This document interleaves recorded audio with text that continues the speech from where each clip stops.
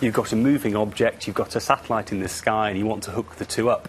And what's changed is some various pieces of new technology, both on what's called the Earth station on a moving platform, and actually up in the sky in terms of what's called spot satellite, that allows us to get much faster connections between the two.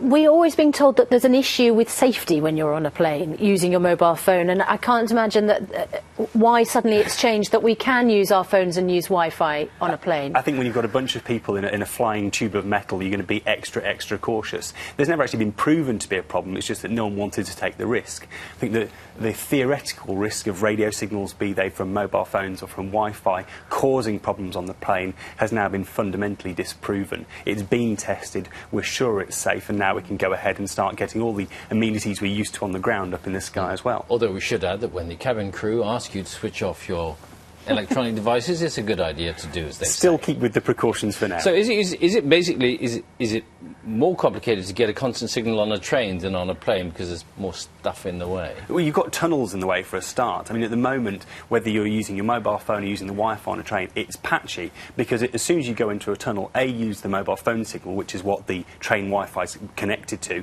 and B, you lose the satellite backup link as well. So absolutely, if you're up above the clouds, there's an awful lot less between you and the satellite. But you've also got many more ways to connect on the ground. You've got mobile base stations all around you, so you can connect to multiple networks to try and share the load.